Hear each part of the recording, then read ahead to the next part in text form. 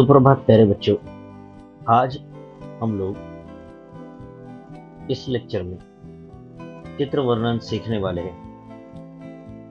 आपको स्क्रीन पर एक चित्र दिखाई दे रहा है जो कक्षा 3 की नई बुक वीणा से है। कविता पहले सीखो, पृष्ठ क्रमांक 2, पेज क्रमांक 2 पर आप देख सकते हैं इस चित्र को। पहला प्रश्न है, आपको इस चित्र में क्या क्या दिखाई दे रहा है? तो छात्रों, ये इस तरह का प्रश्न एक चित्र वर्णन में आता है।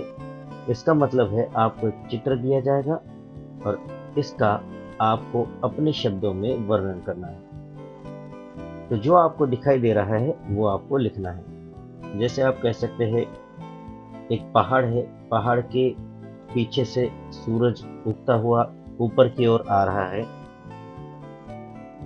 आकाश में पक्षी उड़ रहे हैं। नदी पहाड़ों से आकर आगे की तरफ बह रही है। नदी के किनारे पर दोनों तरफ एक एक पेड़ है और उन पर सुंदर पीले रंग के फल लगे हुए हैं। कुछ फूल नदी के किनारे पर दिख रहे हैं और बहुत ही सुंदर प्राकृतिक ये दृश्य है। बड़ा ही मनोहर अद्भुत नज़ारा है। आप इस चित्र को देखकर समझ सकते हो कि ये एकदम सुबह का वर्णन है। सुबह जैसे 6 बज गए होंगे जब सूरज उगता है। सूरज की पीली पीली किरणें धरती पर आते हैं। बड़ा ही सुनहरा और अद्भुत नज़ारा होता है और ये देखना हमें काफ़ी पसंद भी आता है। तो इस तरह से आप इस चित्र का वर्णन कर सकते हैं। देखिए और किन शब्दों में इसका वर्णन कर सकते हैं, अभी मैं ये पढ़ता हूँ। आपको क्या करना है छात्रों, तो इस चित्र वर्णन को देखना भी है, पढ़ना भी है और इसे अपनी कॉपी में लिखना भी है। तो देखिए इस चित्र को आप पेज क्रमांक 2 पर देख सकते हैं। मैं पढ़ता हूँ अभी। देखो बच्चों, यह चित्र प्रकृति की अद्भुत सुंदरता को दर्शाता है। यहाँ हमें हरे भरे पेड़ नजर आ रहे हैं जो ऑक्सीजन का स्रोत है। बच्चों, आपको पता होना चाहिए कि जब हम सांस लेते हैं तो अपने शरीर में हम ऑक्सीजन को लेते हैं और यही ऑक्सीजन हमें पेड़ों से मिलता है। तो इसीलिए यहाँ कहा गया है कि ऑक्सीजन का स्रोत है। स्रोत मतलब जहाँ से वो चीज़ हमें मिलती है और हमें छाया भी प्रदान करते हैं। पहाड़ों की ऊंचाई से उगते हुए सूरज की सुनहरी किरणें पूरे दृश्य को और भी मनमोहक बना देती है। नदी का शांत जल जीवन का प्रतीक है और आसमान में उड़ते हुए पक्षी हमें स्वतंत्रता का एहसास कराते हैं। इस चित्र को देखकर हमें प्रकृति के साथ रहने की भावना जगाती है। बच्चों, इस तस्वीर में एक खूबसूरत सुबह का नजारा है। सूरज उग रहा है और आसमान में लाल पीले रंग फैल रहे हैं। पहाड़ों के पीछे से सूरज की किरणें निकल रही है और नदी में चमक रही है। पेड़ हरे भरे हैं और पक्षी आसमान में उड़ रहे हैं। यह सब देखकर बहुत अच्छा लगता है। हर कोई व्यक्ति या इंसान इस तरह के नज़ारे को देखता है तो 100% वह बड़ा ही प्रफुल्लित होता होगा, वह बड़ा खुश दिखाई देता होगा। और मैं आशा करता हूँ कि आप भी जब इस तरह का नज़ारा देखते होंगे तो आप भी बहुत खुश होते होंगे। चलिए और किस तरह से हम इस चित्र का वर्णन कर सकते हैं ये भी देखते हैं। इस खूबसूरत सुबह में पहाड़ों की चोटी पर सूरज का उदय हो रहा है।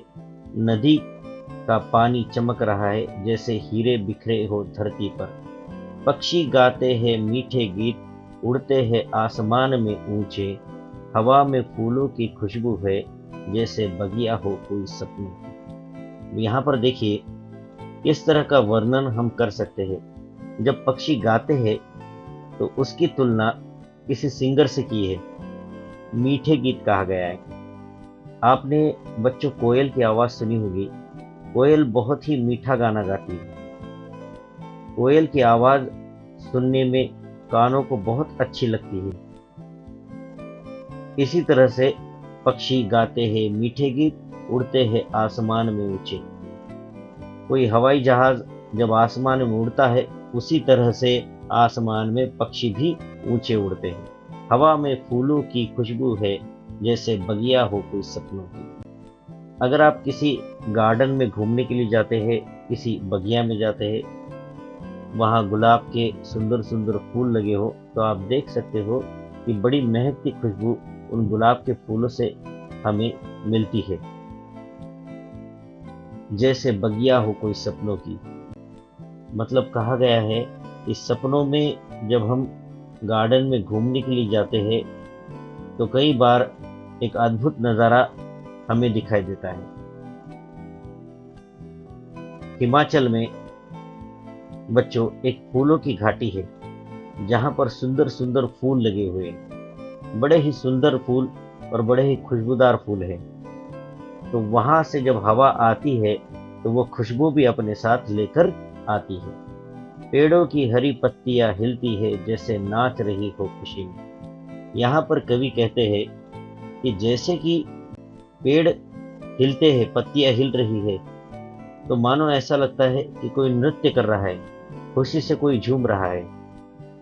नदी के किनारे खिले हैं फूल, रंग बिरंगे मन को भाते।